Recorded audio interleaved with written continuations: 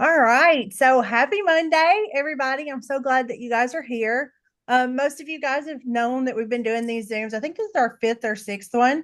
And we do it every other Monday night, or we try to. We took some time off for the Body Balance Challenge. But what we do here is we kind of look at all the different challenges that come with PCOS, polycystic ovarian syndrome. And we talk about how the drops and the lifestyle changes can help us manage the symptoms that come with PCOS because as we've said before, there is no cure.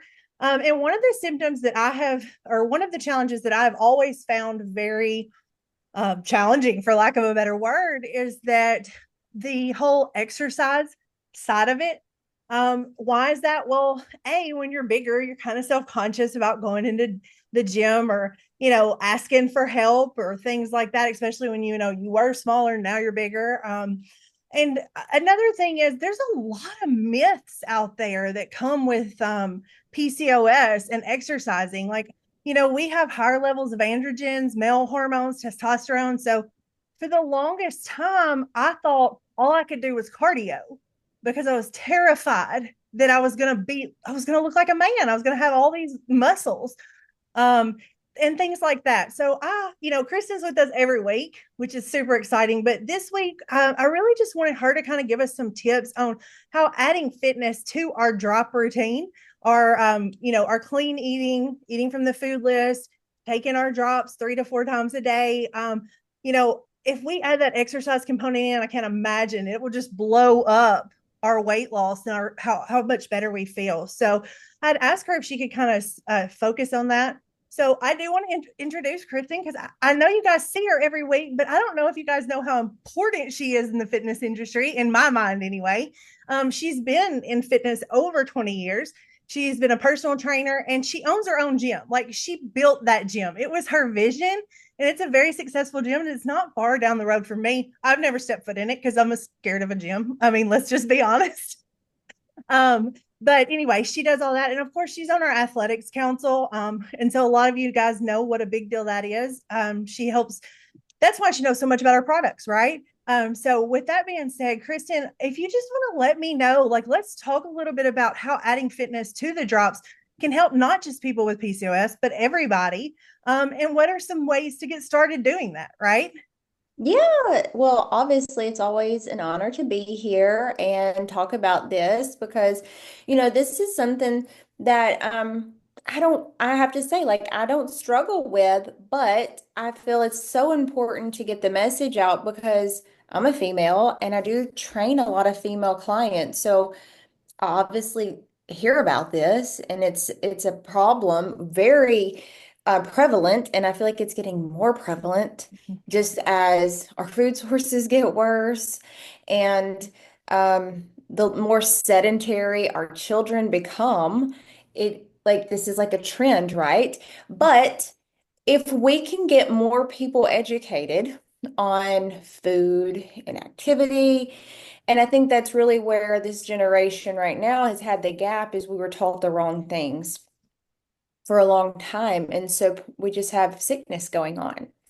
So if you're new here to the call and you don't have PCOS and you're wanting to hear what it is, we know I'm just going to do like a quick like Yes, rundown. please. So in case anybody is new and they're like, I don't know what PCOS means, but I'm really interested again. I'm gonna just give you like the 3-minute rundown, and Brittany will chime in if she feels like I'm off here. We have polycystic ovarian syndrome, right? And what happens here is we have an insulin resistance happening. And that could be not just polycystic, that could be diabetics, that could just be people are getting insulin resistance because they are eating too much sugar and their cells are getting flooded here. But specifically, the biggest reason polycystic becomes a problem is because of the insulin resistance. So what happens is we know we're eating and the message gets sent to the pancreas to make insulin, right? And it does. It makes insulin because your cells want glucose for energy. All your cells need it to function. That is the fuel source is glucose. However, it gets transferred over. Here's the problem. When, let's look at it this way, we have our cell and it has, y'all all know when I talk, I like to do the visuals. So we have our cell here and it's got a lock on it. Like think of your door, an old-timey lock or key. And everything now is like touch screens. We're not talking about that. We're talking like the old-fashioned lock and keys. Think of your cell, it's got a key to it, okay? And insulin is the key to get this cell unlocked. But with polycystic ovarian syndrome or people who are insulin resistant, their key does not work. Their cell and their key is jammed. So no, the door does not get open to let that sugar come in. There's a, you know what I mean? There's a jam, there's a lock. But so guess what happens? Your pancreas says, let me make some more insulin. Let me keep trying another key. Let me give you, you keep going through the keys, you keep going through the keys, and you have these, you have like a pile of keys in your hands to try to get in. That's literally what happens inside the body of someone who's insulin resistant. So they get flooded with insulin and then they get flooded with sugar in their cells and or in their bloodstream because their cells do not allow that sugar to come in. This creates the problems.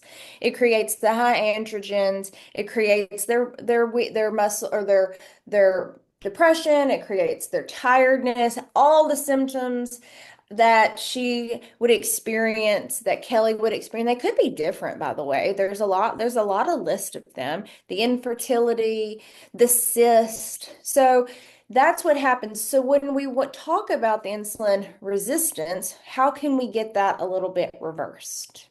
Well, we know the drops can help. We know the food list can help.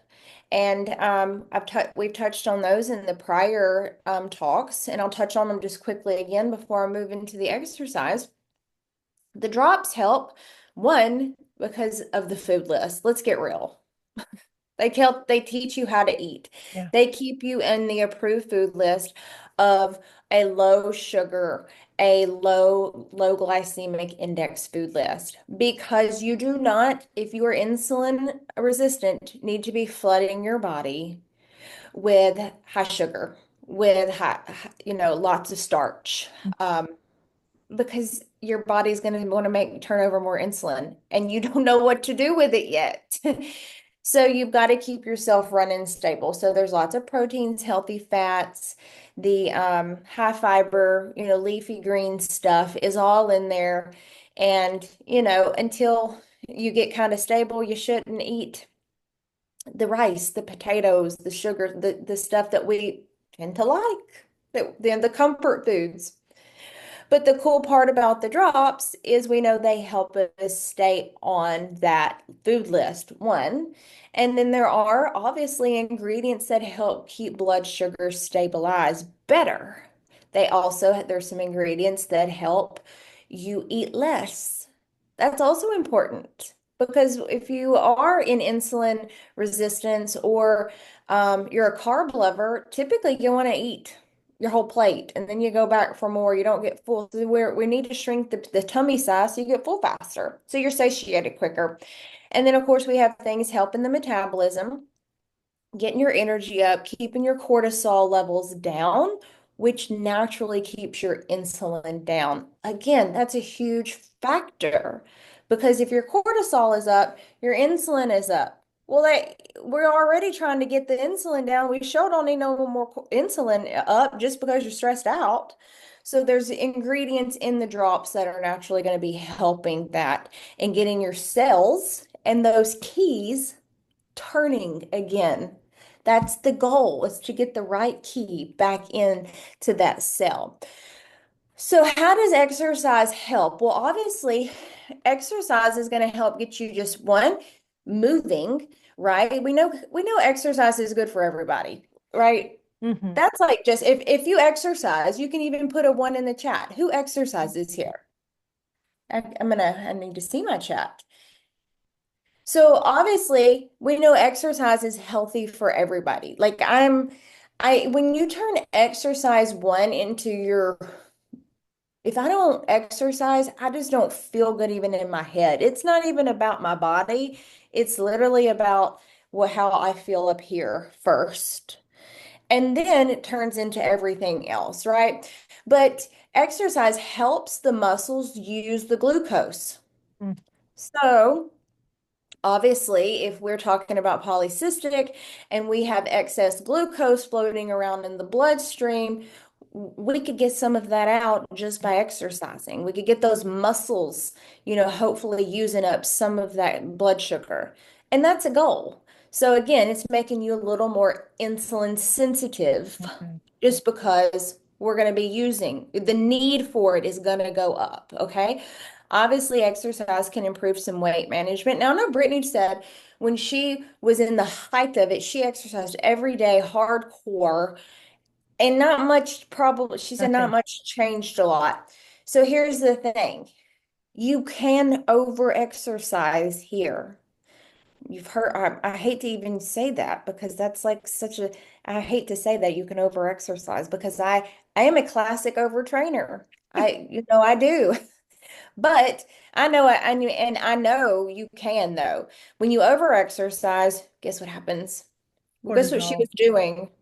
She was creating more cortisol for her, which was obviously over exercising.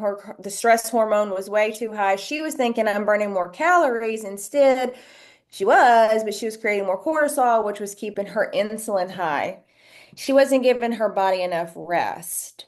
So you've got to be kind to your body when you are insulin resistant because you will create naturally more cortisol and more inflammation because you're already going to have a low grade inflammation and low grade inflammatory markers just because of this.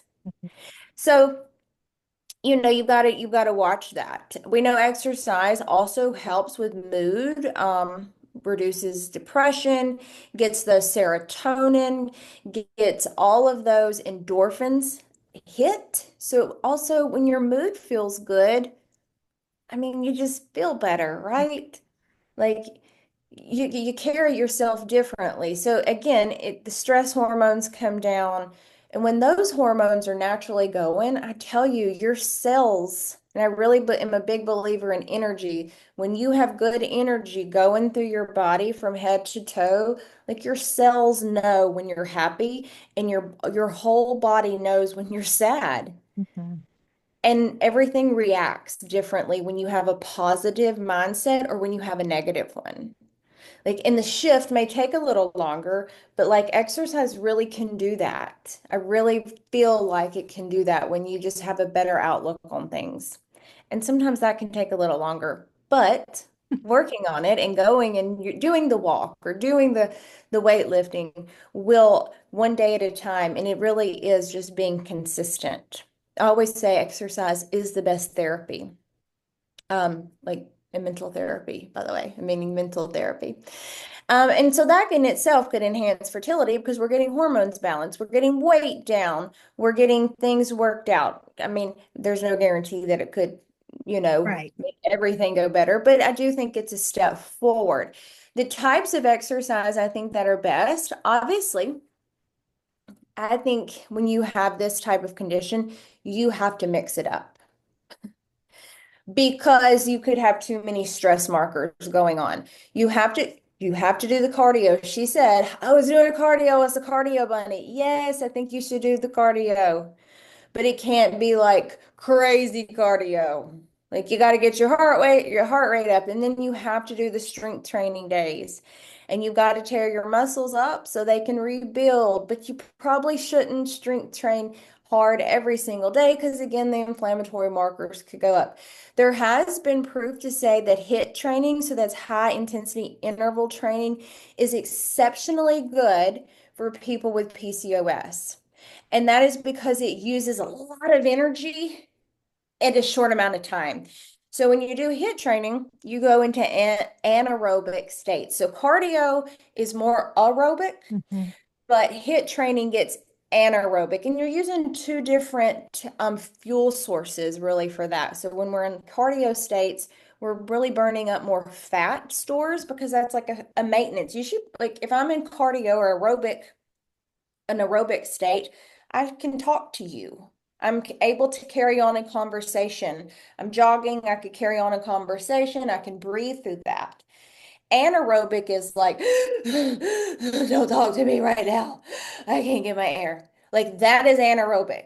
Okay. You're without oxygen is really what is exactly what it means. Anaerobic without oxygen. Okay. So your heart rate is in a different zone, which means you're not using fat for fuel. You are now using sugar for fuel. Okay, you're hitting a different fuel source to make your body run into those states. So I do think it's efficient way to train because you will be using those sugars fast. You can't stay into the hit training, 15, 20 minutes is probably a very good time zone for it, and you don't want to do it every day again because it's too stressful to do those. I wouldn't even do hit training every day because I know my cortisol levels would go up and I would get inflamed and then I wouldn't stay as lean. Like Mhm. I still do what I'm telling you is actually what I do, but I even think it's more important for people with this condition. So it really is circulating the modalities that you do, cardio, strength training, hit training. Then you got to throw in some recovery and probably even a little bit more than, you know, the average person. Throw in that extra day or throw in a yoga day, throw in a stretching day, throw in an easy walk day to keep the stress markers down. Um, that's how I would structure some exercise. And so let's say you're not doing anything right now, and you're like, oh my God, that sounds so That was my question. crazy.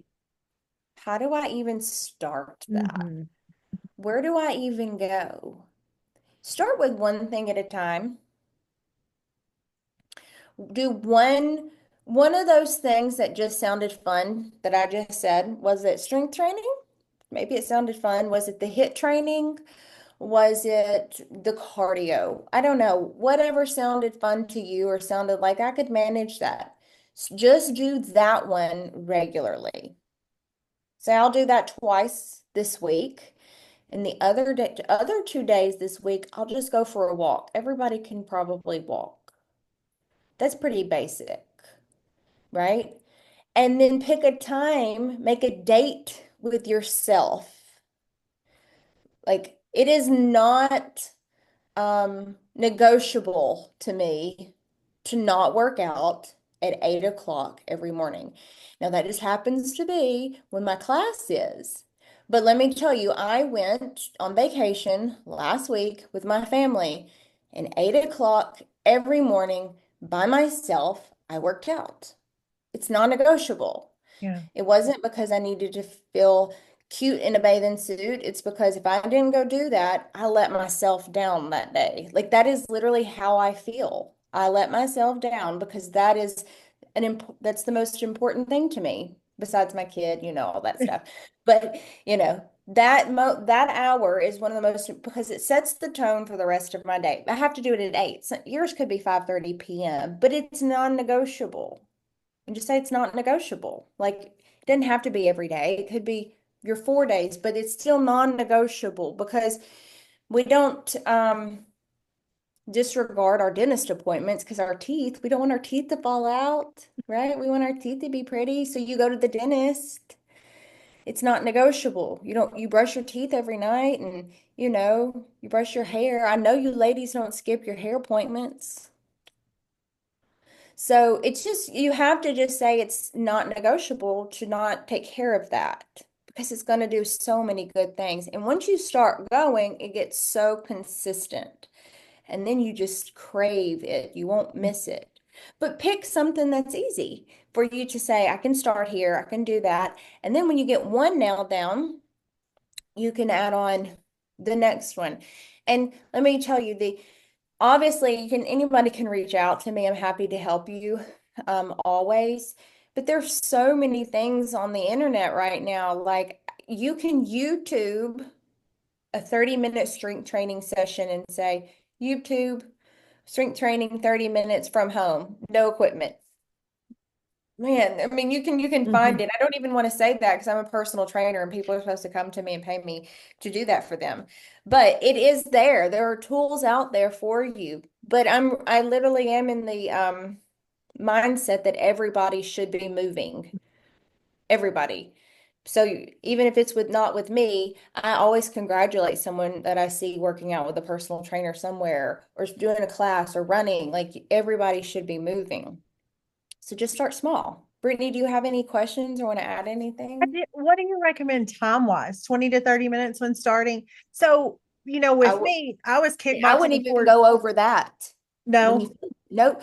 I really think for this 30 minutes a day is probably you could like you could if you were gonna like couple a couple things like if you were gonna do like a little cardio segment for 15 minutes and then a weight training segment for 30, that's fine, but one thing. I wouldn't go over an like 30 minutes 45 tops ever because I just really think with this you should watch um, the stress because you want to just stay, you want to watch your inflammation and keep your cortisol down. Yeah, that makes a lot of sense. Um, yeah, it can be intimidating, I think. So you would say I mean, we need the strength training, right? I mean, even though we do have the testosterone, the higher levels of testosterone. I mean, I'm not going to look like a man walking around. No, no, there's a couple reasons why you will not. One, you don't have as much as a man, and you're not going to eat that much, This right? is true. There's a couple of factors that will make you put on muscles like a man. One is high amounts of testosterone. Two is a high caloric intake. Three is a high weightlifting regimen. So unless you're fixing to go bench press 225 with them, you're probably not going to look like Okay. them. You don't have a man chin looking at your chin. It's nowhere near a man chin. You've seen, no, I'm not trying to point out anything, but just go look. You've seen those women that do those injectables. Yeah. Their faces, they look different. And the rest of them look different. It's nowhere near that. You will not know.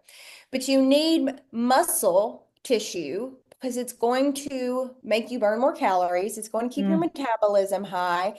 And let me tell you, you will burn more calories throughout the day, but it is going to, ladies, it's going to make your bones stronger. I just yeah. can't stress that enough. And I think it's because my grandmother fell in her 80s and never Mm, that was the end of her because she fell and went to a nursing home and you just if you can make your bones strong, it starts now, and strength training is free, mhm. Yeah. and you can improve your bone density by huge amounts just by Wow. putting them under some pressure. Hmm.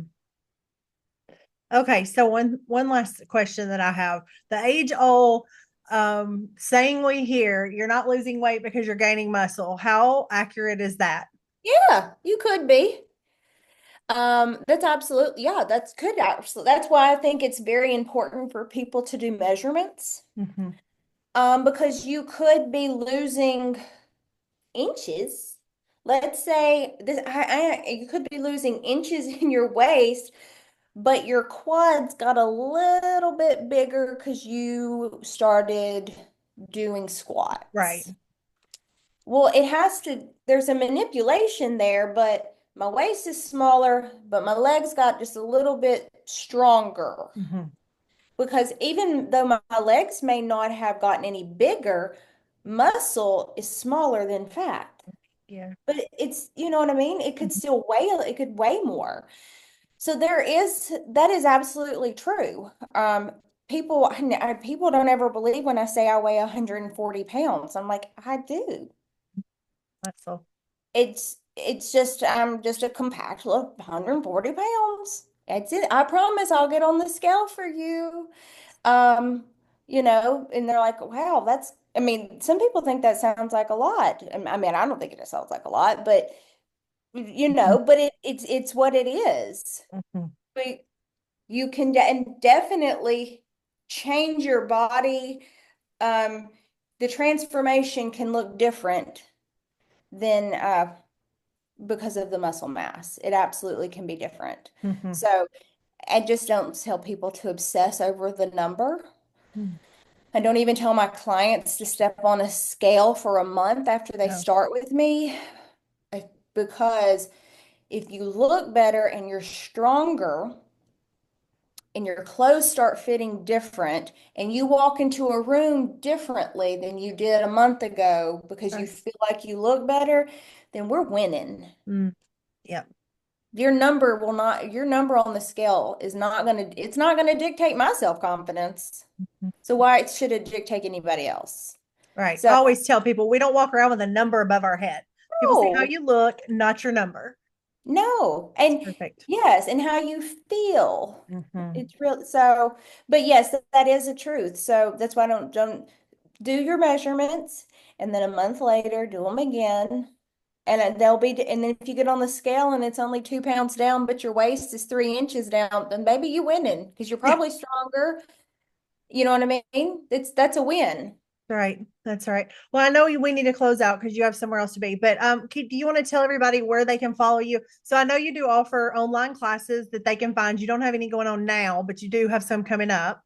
So where can Yeah, they find that info? our next round will run with the next body balance challenge. If you ever have questions, you all can always reach out to me. I do have a new Facebook group started called Supplement Smarter, where I'm just doing a whole lot of supplement knowledge so people can realize what's in their foods, what's on their labels, the bad and good of the supplement industry. So feel free to go there too. And then, my personal page is always open, so anybody can find, ask questions. I am grabbing your group link now, if that's okay with you. Yeah. All right. And so here is her group. So I just want to say I'm so grateful that you come with us every single week. You always bring so much value. But I mean, when I tell you I have 2 pages of notes, like I feel like it's very hard for me to think about moving again because I had so much pain from the injury and anyway. So thinking about getting back into it, it's very intimidating. You make it feel accessible, and we appreciate you coming here. And so if you were invited here tonight, make sure you get back with the person that invited you. They will give you how to follow Kristen, where you can find these recordings, and get you your drop. So thanks, Kristen, for being here. And we'll see you in You're a couple welcome. weeks, and we'll see Okay. Kelly then too. I'll see y'all All soon. right. Bye. Bye.